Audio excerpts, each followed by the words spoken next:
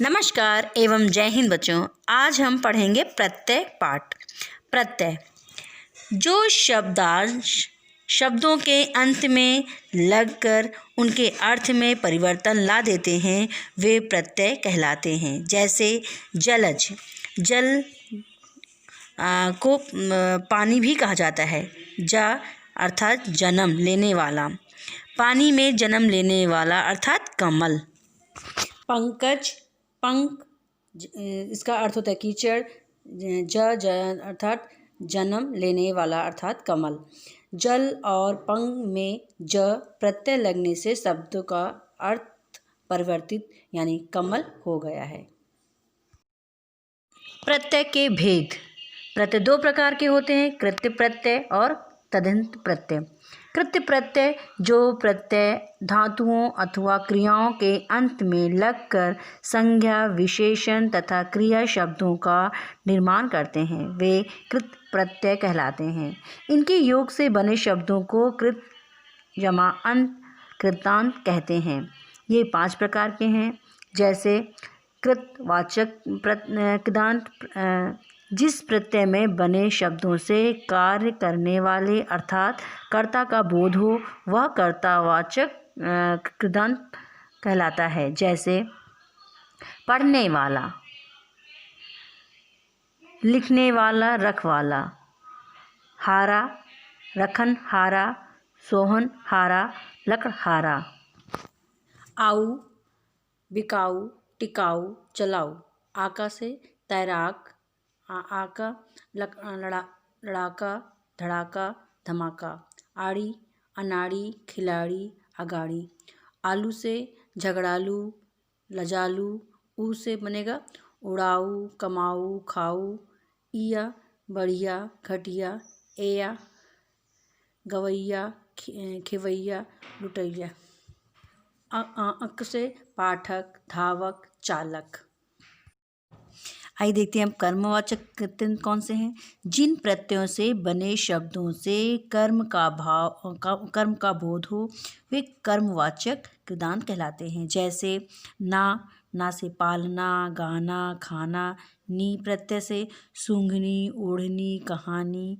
औना प्रत्यय से बनेगा बिछौना, खिलौना।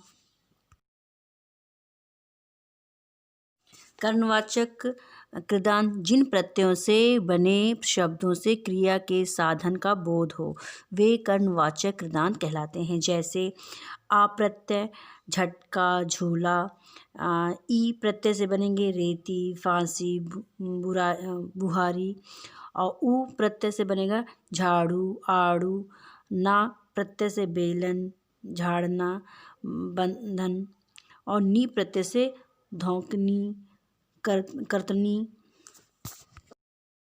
आइए अब जानते हैं भाववाचक कृतांत। जिन प्रत्ययों से बने शब्दों से भाव अर्थात क्रिया के व्यापार का बोध हो वे भाववाचक कृतांत कहलाते हैं। जैसे आओ प्रत्यय से बहाओ, चढ़ाओ, खिंचाओ, बचाओ। आई प्रत्यय से बुनाई, लड़ाई, कमाई, पढ़ाई। आप प्रत्यय से मिलाप, बिलाप। आहट प्रत्यय से चिकनाहट, घबराहट, चिल्लाहट। और आवा प्रत्यय से बुलावा, छलावा। आन प्रत्यय से उड़ान, थकान।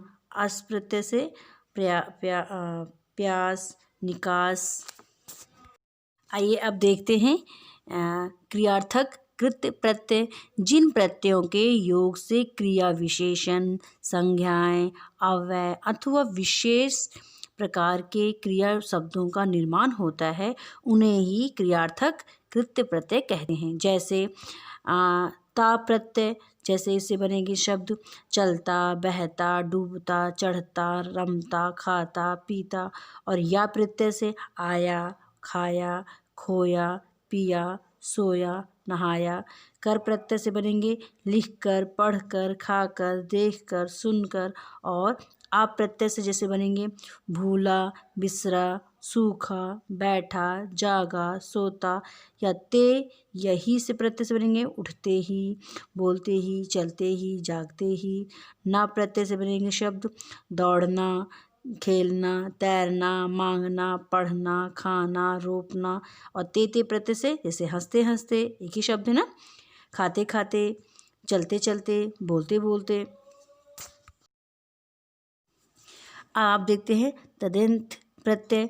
जो प्रत्यय संज्ञा, सर्वनाम, विशेषण अथवा अव्यय के अंत में लगकर नए शब्दों का निर्माण करते हैं उन्हें ही तद्धित प्रत्यय कहलाते हैं। जैसे इनके योग से बने शब्दों को तद्धित आंत या तद्धित कहते हैं। जैसे तद्धित प्रत्ययों के भेद इस प्रकार हैं।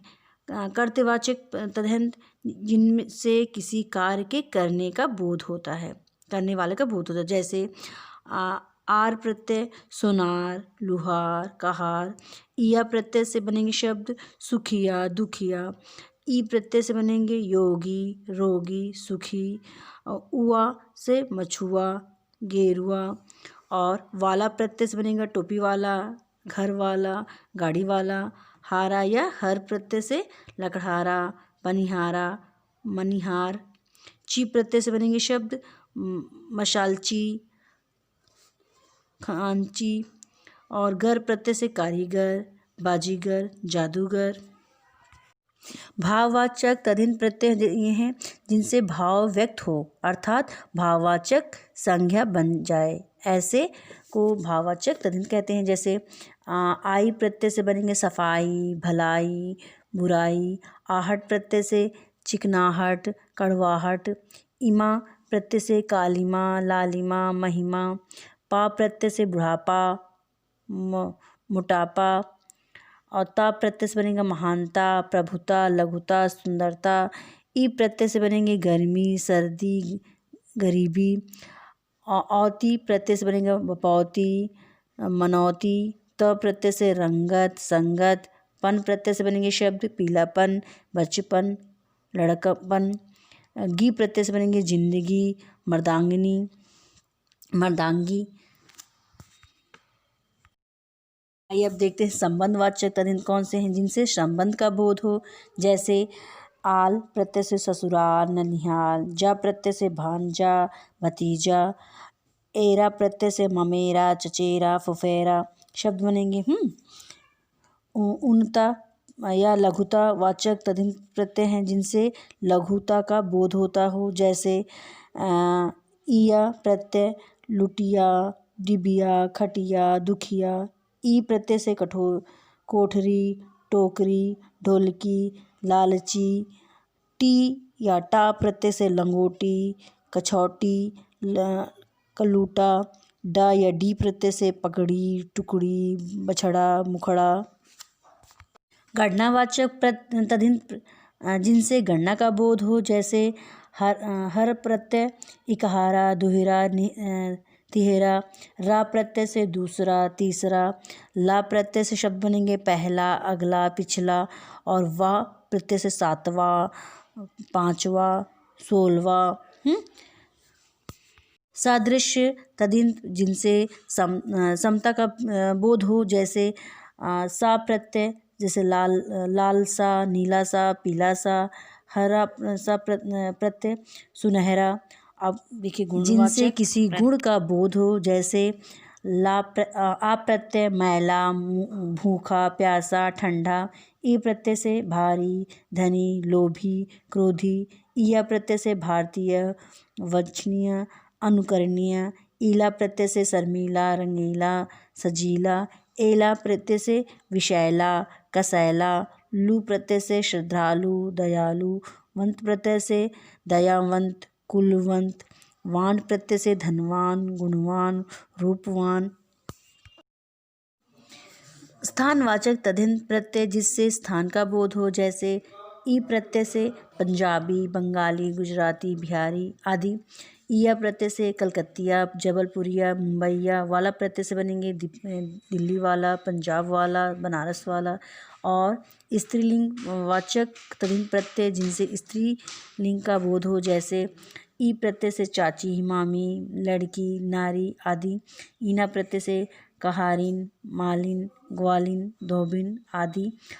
आ प्रत्यय से शिष्य, बाला, प्रिया, जाया, वृद्धा आनी प्रत्यय से जिठानी, देरानी, सेठानी। नी प्रत्यय से शेरनी, पत्नी, इंद्राणी। शी प्रत्यय से विदुषी, महिषी। बहुवचन वाचक तद्धित प्रत्यय जिनसे बहुवचन का बोध हो, जैसे ए प्रत्यय मालाएँ, कन्याएँ, सड़कें, पुस्तकें, नहरें, बहुएँ, बोतलें। या प्रत्यय से चूहिया, कुर्सियाँ, बेटियाँ, गुड़ियाँ, पगड़ियाँ, रानियाँ, दवाइयाँ आदि प्रत्यय बनेंगे। जो मुझे उम्मीद है कि आपको ये प्रत्यय पाठ अच्छे से समझ में आ गया होगा। अगर कुछ आपके डाउट्स हो तो आप मुझसे पूछ सकते हैं कमेंट बॉक्स में कमेंट करके। धन्यवाद।